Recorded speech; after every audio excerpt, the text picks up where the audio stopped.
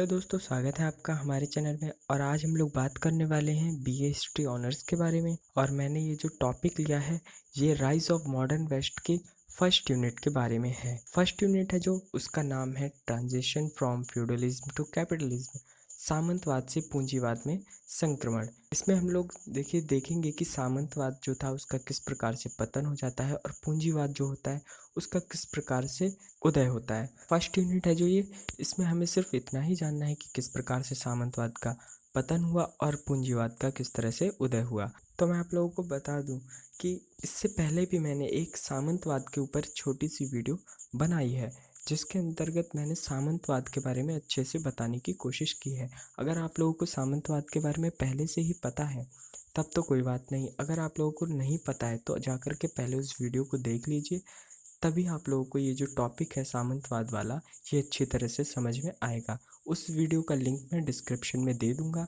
या फिर आप लोग उसे मेरे चैनल में भी जा करके देख सकते हैं। सामंतवाद से पूंजीवाद में संक्रमण। देखो यहाँ पे संक्रमण वर्ड का यूज़ किया गया है, ट्रांजिशन वर्ड का यूज़ किया गया है। यहाँ पे डायरेक्ट हस्तांतरण नहीं लिखा है, ट्रांसफ़र नहीं लिखा है।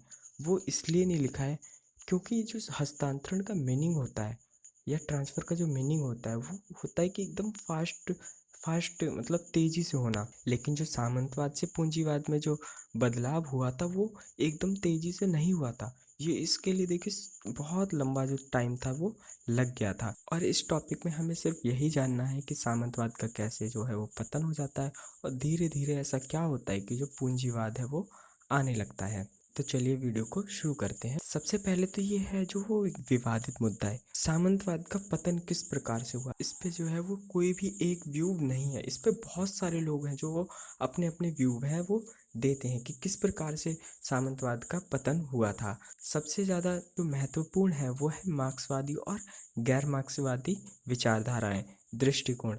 मतलब कि जो मार्क्सवादी लेखक हैं और गैर मार्क्सवादी, इन्होंने ही है जो सामंतवाद के बारे में बताया है कि किस प्रकार से उसका पतन हो गया था। तो सबसे पहले जो ये डिबेट है, जो ये विवाद है वो किस प्रकार से शुरू हुआ। सबसे पहले ये विवाद है जो वो मॉरिस डॉब ने एक पुस्तक लिखी थी अपनी, studies in development of capitalism.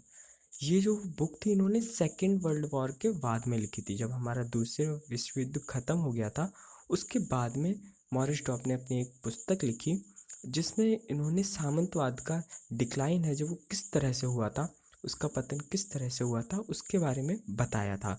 उसके बाद में क्या हुआ, जैसे ही इन्होंने अपनी बुक लिखी उसके बाद में पॉल सुइजी, ये भी है जो वो मार्क्सिस्ट स्कॉलर हैं, इन्होंने क्या करा, मॉरिस डॉब की बात को काटा और अपना एक अलग ही पॉइंट दे दिया।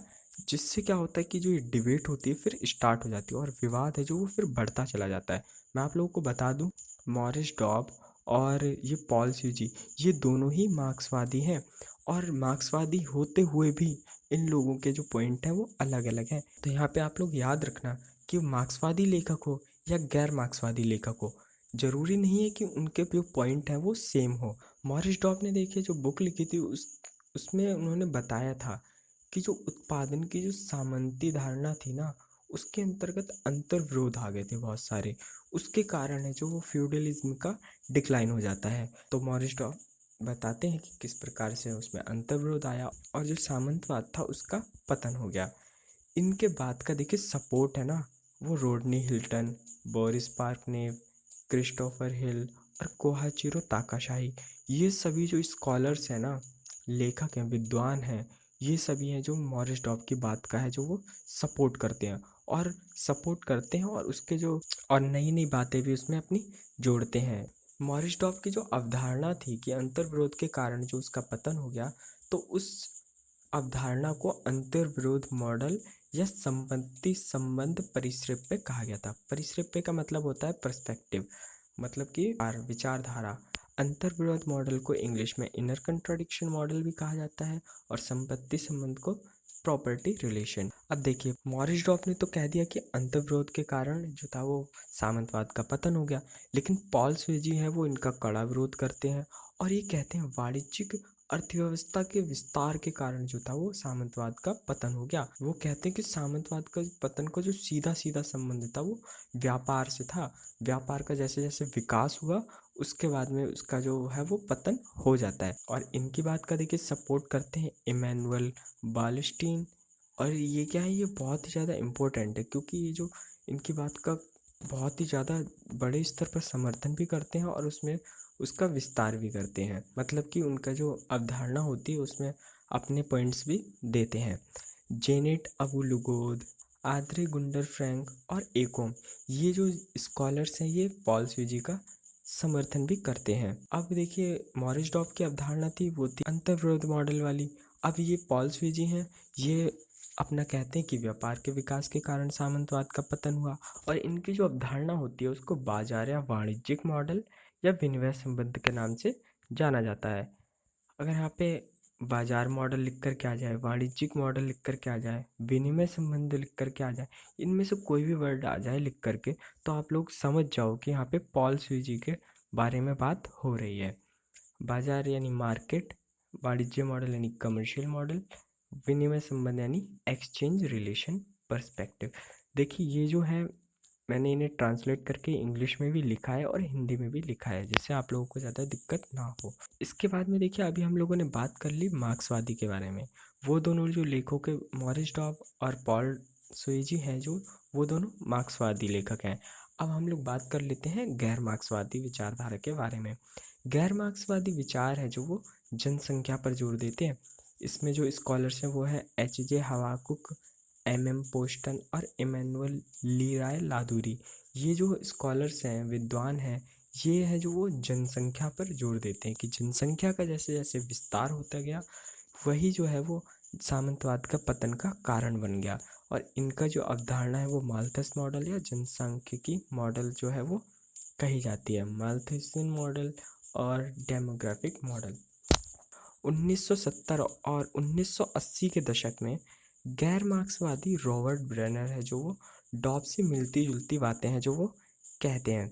मतलब ये डॉब की बात का समर्थन तो करते हैं लेकिन पूरी तरह से उनकी बात का समर्थन नहीं करते हैं और ये अलग ही अपना पर्सपेक्टिव देते हैं जो होता है वर्ग संबंध, क्लास रिलेशन वाला मॉडल। अब यहाँ पे देखिए ये जो इतने सारे स्कॉलर्स आ रहे हैं और यहाँ पे बेफालतू में डिबेट किए जा रहे हैं तो आप लोग सोचोगे कि ये ऐसा क्यों हो रहा है, कोई सब लोग हैं जो वो किसी भी एक बात को क्यों नहीं कह रहे हैं।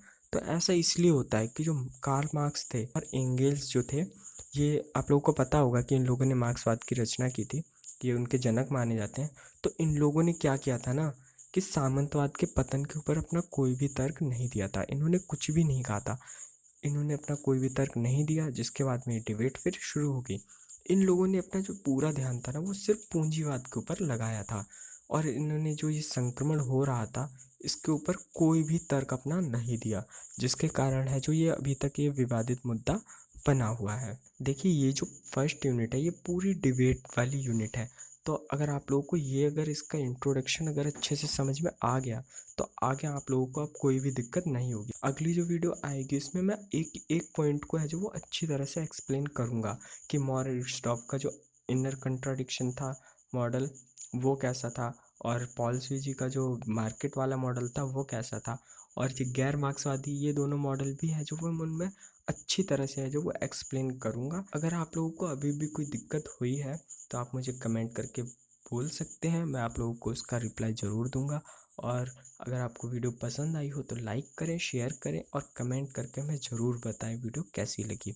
और अगर आप लोगों ने हमारे चैनल को सब्सक्राइब नहीं किया है तो कर लीजिए ताकि इसके आगे के जब मैं पार्ट्स अपलोड करूँगा तो आप लोगों को उसकी नोटिफिकेशन मिल जाए। और अगर आप लोगों ने हमारे इंस्टाग्राम के पेज को फॉलो नहीं किया है तो वहाँ पे भी हमें फॉलो कर लीजिए ताकि आप लोगों को अगर कोई भी प्रॉब्लम हो तो आप मुझसे वहाँ पे डायरेक्ट मैसेज करके भी पूछ सकते हैं। तो चलिए मिलते हैं नेक्स्ट वीडियो में।